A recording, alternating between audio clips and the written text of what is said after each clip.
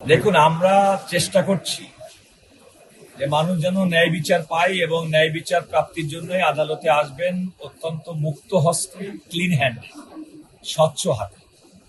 কিন্তু কিছু কিছু ব্যক্তি তাদের এই স্বচ্ছতার জায়গার ঘাটতিটা কাটিয়ে উঠতে পারছেন না। আমি এর চেয়ে বেশি কিছু বলার সমীচীন নয়। এখানে একজন ক্লায়েন্ট ইতিপূর্বে সুপ্রিম কোর্টের হাইকোর্টে একটি রিট পিটিশন দায়ের করেছেন। সেই রিট পিটিশনে তিনি ঋণ খেলাপি এবং তিনি ঋণ খেলাপি হিসেবে বাংলাদেশ ব্যাংকে সিআইবি রিপোর্টে তার নাম আছে। এই সিআইবিতে তার নাম যেন না থাকে সে মর্মে ইতিপূর্বে একটা রিট পিটিশন দায়ের করেছিলেন। তিনি এমন একটি কোর্টে গিয়ে এই রিটটি দায়ের করেছিলেন, আমাদের বক্তব্য সেই কোর্টের ওই মামলা শুনানির তেমন ক্ষমতা ছিল না। সেই কোর্ট থেকে তিনি রুল নিয়েছিলেন এবং স্টে নিয়েছিলেন। আমরা এটা জানার পরে সেই আদেশের বিরুদ্ধে সুপ্রিম কোর্টের আপিল বিভাগের মাননীয় চেম্বার বিচারপতির আদালতে গিয়ে সেই আদেশটা স্থগিত করেছি এবং সেই স্থগিতাদেশ করেছি আমরা 9 জুলাই। হাইকোর্ট আদেশ দিয়েছিল 7 জুলাই। এত সত্ত্বেও এত বড় একটা, এবং তার মানে কি, তার মানে অর্থাৎ সিআইবিতে তার নাম প্রকাশ করা না করার জন্যই যে হাইকোর্ট যে নির্দেশনা দিয়েছিলেন সেই নির্দেশনাটি আর থাকলো না আপিল বিভাগের আদেশের পরে।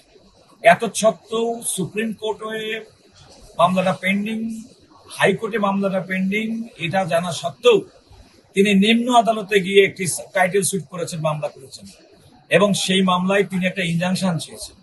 সেখানে তিনি কোথাও উল্লেখ করেননি যে তিনি ইতিপূর্বে হাইকোর্টে একই বিষয়ে মামলা করেছিলেন, আদেশ পেয়েছিলেন, যে আদেশটি পরবর্তীতে চেম্বার জাজ আদালত সেটি স্থগিত করেছেন। এমনকি তিনি নিম্ন আদালতের আদেশ যখন উনি ইনজাংশন চেয়েছেন যেন তার নাম, ওই গ্রুপের নাম, কমপক্ষে 29টা ব্যাংকের 2100 কোটি টাকা তাদের জন্য কোনো কোনো সিআইবি রিপোর্টে ঋণ খেলাপ হিসেবে দেখানো না হয় সেই মর্মে তিনি ইনজাংশন চেয়েছিলেন, নিষেধাজ্ঞা চেয়েছিলেন, কিন্তু আদালত সেটা গ্রহণ করেননি।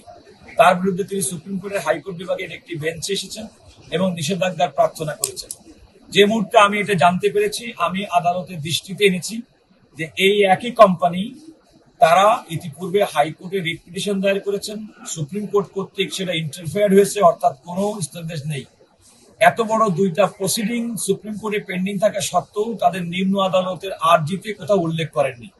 এমনকি আপনার সামনে নতুন করে যে নিষেধাজ্ঞা চেয়েছেন সেখানে উল্লেখ করেননি।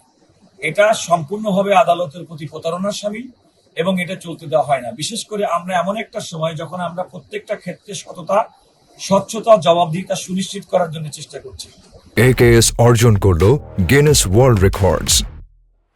AKS আদালত অ্যাটর্নি জেনারেল হিসেবে আমাকে বললেন যে আপনি এই বিষয়টি লিখিত দেন। আজকে আমি একটা এফিডেভিট দিয়েছি এবং আমি এফিডেভিট দেওয়ার পরে আদালত সেটি বিবেচনা করেছেন। আর বাদী পক্ষের যারা ছিলেন, রিট পিটিশনার পক্ষের যে আইনজীবী, তারা নিঃশর্ত ক্ষমা প্রার্থনা করেছেন। কারণ এই আইনজীবী যারা এই মামলার সঙ্গে সম্পৃক্ত ছিলেন তাদের বক্তব্য অনুযায়ী পূর্বের রিট পিটিশন এবং পূর্বের সুপ্রিম কোর্টের আপিল সম্পর্কে তারা জানতেন না।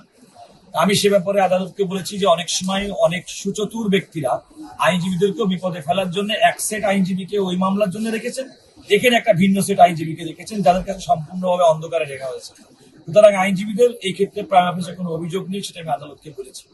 আদালত তাদের মামলাটি খারিজ করে দিয়েছেন।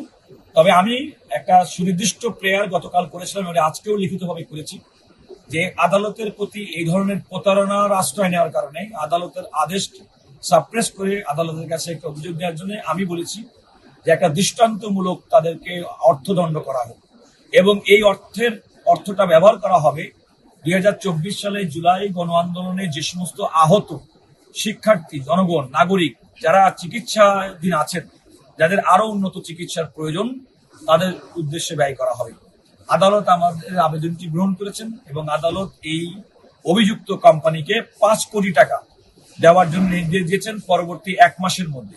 এই টাকাটি সুপ্রিম কোর্টের রেজিস্ট্রারের কাছে একটা ভিন্ন খাত তৈরি করে সেখানে সংরক্ষিত থাকবে। আদালত এও নির্দেশ দিয়েছেন রেজিস্ট্রার জেনারেল মাননীয় প্রধান বিচারপতির সঙ্গে পরামর্শক্রমে এই টাকাটি আহত জুলাই যোদ্ধাদের উন্নত চিকিৎসার জন্য তারা ব্যবহার করবে। এখানে একটি কথা রাখা প্রয়োজন, আদালত প্রাথমিকভাবে 15 দিন সময় দিয়েছিল যে 15 দিনের মধ্যে তারা এই 5 কোটি টাকা সুপ্রিম কোর্টে জমা দিবেন তাদের আইনজীবীদের আবেদন ক্রমে, এবং আমি সেটা বলেছি যে 30 দিন সময় তারা নিয়েছে। সুতরাং তারাই 30 দিন সময় প্রার্থনা করেছেন আজকের এই আদেশটি তারা কমপ্লাই করার জন্য।